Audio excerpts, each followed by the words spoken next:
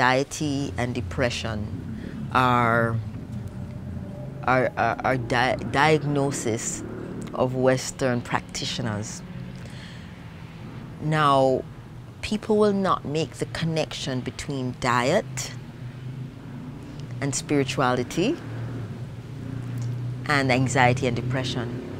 But our ancestors and Jamaican tradition, they knew if your nerves start take you, that they should go get some soursop leaf and boil it and give you, and you drink it at night time, or some guava leaf, because they are inextricably bound, all of these things.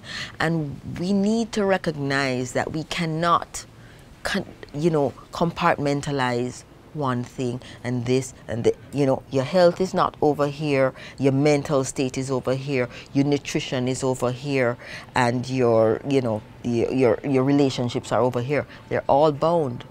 When your liver is not working, you're very angry. You're also very depressed. You're also very sluggish. So many things can happen when your body is filled with toxins. Right?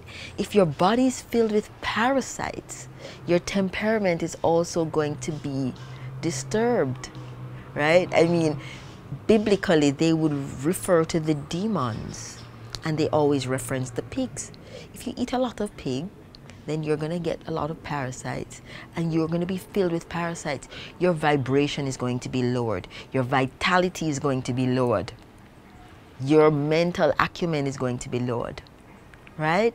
So when we think of anxiety and depression, and these things are modern phenomena more so than before, it's because we are disconnected from ourselves.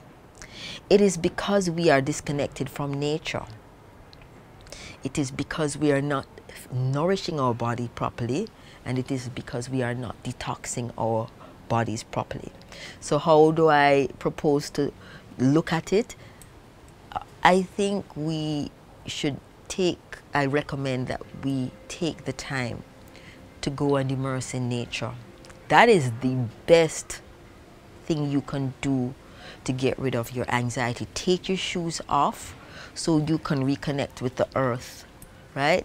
We are electromagnetic. The sun is electric. The earth is magnetic. We are electromagnetic. If we don't pray, if we don't meditate, the connection between heaven and earth becomes disconnected. We are the conductor. Think about it. When we pray, I mean, and I'm not going to be religious here, I'm being spiritual here. When we pray, prayer is a form of commune with the divine and with nature. And so if you were to do a visualization, when you pray, the light comes into your body through your crown chakra, and it goes through your entire body, and it nourishes you. And then that's a circle. It's almost like, in physics, you see the magnet and the flow of energy around it. That's exactly how it is with a human.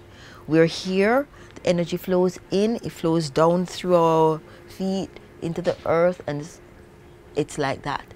We also pulling it up from the earth, and it goes around. When that is interrupted or broken, that is when you have the illness. That's when you have depression. That's when you have anxiety. That is when you start to have physical ailments as well. Because one of the things that we emphasize a lot in Wellness Experience Jamaica is that sometimes illness is not necessarily physical, it is energetic. And so all you require is some energy healing. Energy healing is equal to immersion in nature. Go to the river, go to the beach, go out into your lawn and lie down, right? Go up to the top. If you're on a high building, go out on the balcony and breathe in some fresh air. Watch the sunset, watch the sunrise, watch some birds in your garden, right? So those are some things that you can do to shift your energy. You can raise your energy or your vibration also by listening to music, because music is a frequency, it's energy as well. And depression and anxiety sometimes have to do with the brain, and one area being overactive or understimulated or undernourished.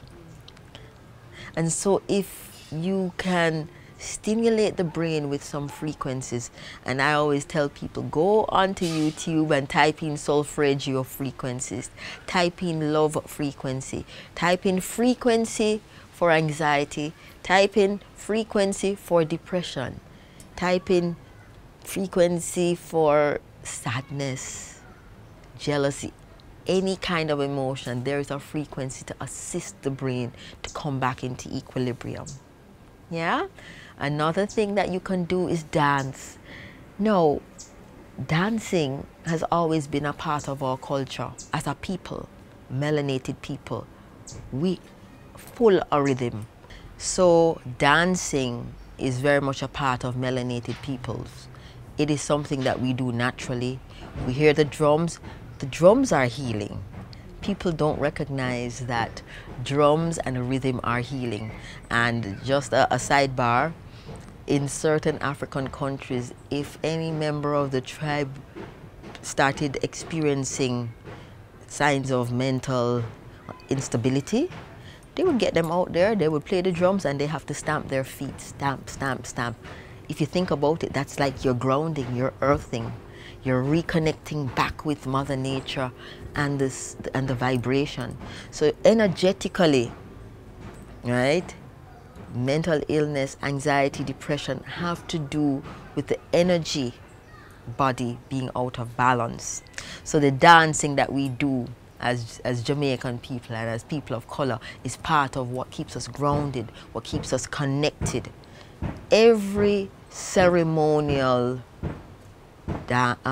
ritual for every people all over the world involves dancing.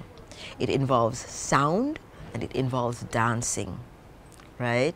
So I tell people, listen, if you're feeling depressed or if you feel anxious, turn on some music in your living room and dance, right? If you like reggae, put on the reggae. If you like salsa, put on the salsa. Whatever it is, put it on and dance, and you will feel better. I mean, some people are going to say, come on, this is chemical and this needs to be medicated. No, no. Before medication, people handled this kind of thing with ease. They knew what to enhance the nutrition with. They knew what to do to the body to get it back, you know, so it can be done. Another thing that this might seem far-fetched and unrelated to anxiety and depression, but a simple thing like coming home and taking a bath, a long warm bath in a solution of sea salt, bicarbonate of soda, and Epsom salts can also bring you back into balance, get rid of or release the anxiety, and quell to some extent certain aspects of the depression. No, I still recommend that people go and see a professional or practitioner if it is severe. But if you can incorporate these things into your day, then you will find that those things get diminished. The thought form that you hold also will influence anxiety or depression. Persons who suffer from anxiety and depression dwell a lot in the past or dwell a lot in the future. So they're anxious about the future or they're sad about the past. And so if you can become a little bit more present and just say, listen man, I'm grateful, I'm here, I'm healthy, I'm strong, I have food on the table, I have one little work, although the people them stress me. If you can just look at it and change your thought patterns to one of more gratitude and acceptance, then you are good. And the last one, and it's not the least, it's actually the most significant thing. If you can think of what it is that might be the root cause of your anxiety or your depression, and you can remove the root cause, then I think you'll be in a good place. So if it's a relationship and you can remove it, then by all means go ahead. If it's a job and you can remove it, then by all means try to do so. If it's a living situation and you can change it, then try to do so. But at all times, be looking at how you can figure out what the root cause is. Yeah? And that would be it in terms of anxiety and depression. On another note, there are some mineral and vitamin deficiencies that can cause depression and anxiety. B12 is one of them. So if your B12 is very low, your iron will also be low. And if your iron is low, you're going to be sad, you're going to feel hopeless, you're going to feel weak and helpless. And so sometimes all you need to do is eat some food or get some supplementation. Well, let me hear you say mountain, mountain.